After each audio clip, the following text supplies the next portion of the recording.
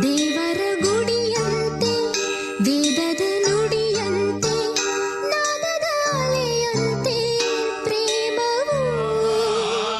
ಮೇಘದ ದನಿಯಂತೆ ವರ್ಷದ ಶರದಂತೆ ಧರಣಿಯ ಹಸಿರಂತೆ